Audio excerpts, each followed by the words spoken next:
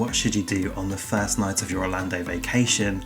Head straight to the theme parks, grab a bite to eat, or just chill in your resort?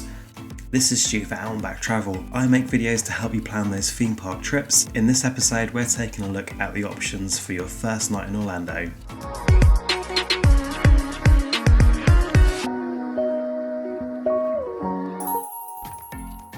So I've been asked by a viewer for some advice on what they should do on their first night of their Orlando holiday. We'll take a look at the different options available and the factors that might derail the best laid plans to help you decide whether to take it easy or go balls deep. As with any travel, I firmly believe it's about setting those realistic expectations so you can really get the most out of your trip. So let's start with that big old unknown, and that's the airport faff. For us international arrivals to MCO, the flights usually arrive late afternoon to early evening, so you won't be getting a full day in the parks on that arrival day.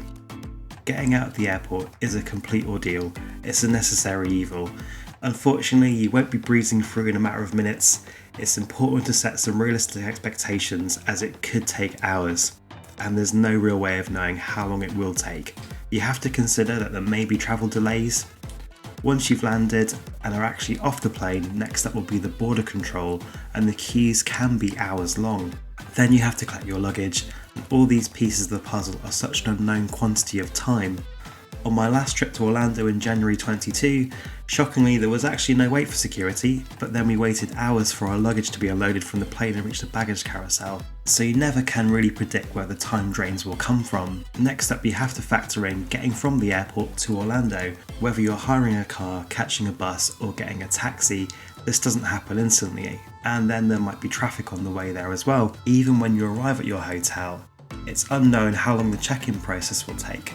All these time drains really can start to add up, but it makes it impossible to exactly plan down to the hour, minute and second what you're going to do on that arrival night. So then, let's be flexible, because you can't predict how long any of those travel factors will take.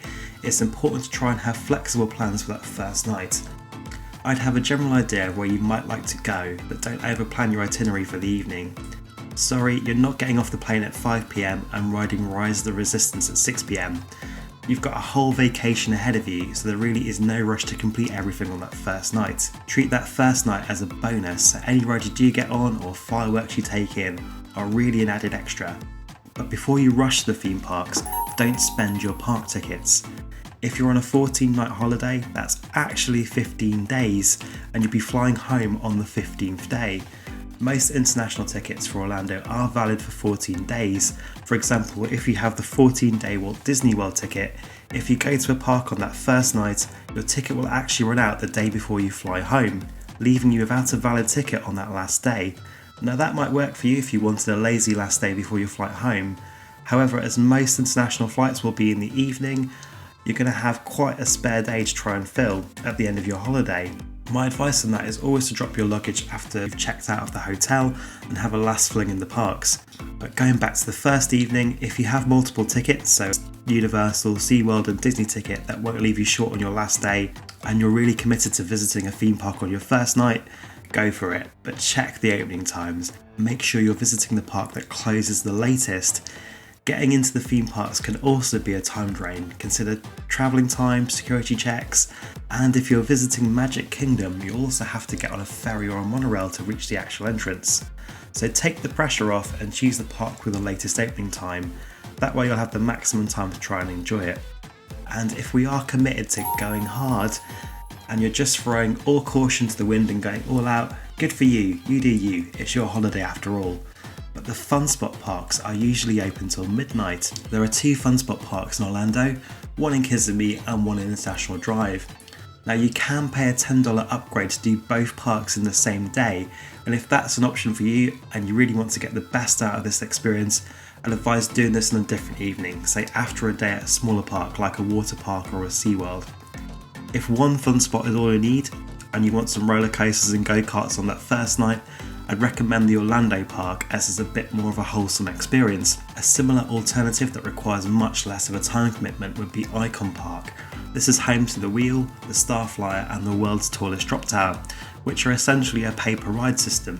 You can get combination packages to get the best deal, but you'll likely be done much quicker than going to a Fun Spot.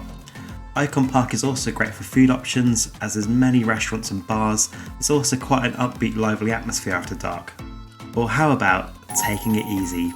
Alternatively, if you'd like to take it a little easier after a long flight, and who could blame you, why not explore your hotel? Hang out by the pool, which can also be a great way to recover after travelling. This is a good option to regroup yourselves and be ready for the parks next day. Visiting all these theme parks in Orlando is a marathon, it's not a sprint, so it is good to ease yourself into it gently. There's also the entertainment districts.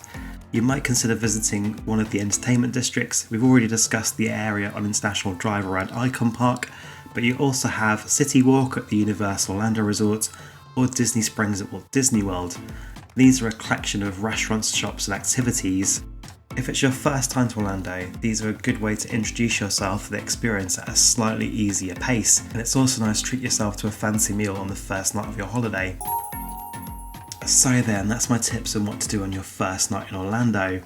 As a planner myself, it's hard not to have every second worked out, but it really is better just to go with the flow and you'll have your whole vacation ahead of you, so don't rush into things. The airport faff is such an unknown factor, you really can't make any solid plans as you'll have no way of knowing exactly how long it will take to get off the plane and checked into your hotel. Have a general outline idea of what you'd like to achieve in that first evening, whether that's going to a theme park, having a nice meal at City Walk or Disney Springs, or conquering the world's tallest drop tower at Icon Park. But don't pencil in the finer details on that plan. As always, it's about managing the expectations to have the best experience. What do you like to do on your first night of your Orlando vacation? Do you have any tips or ideas that I didn't cover? Let me know in the comments below. And until next time, stay safe on the way out and back.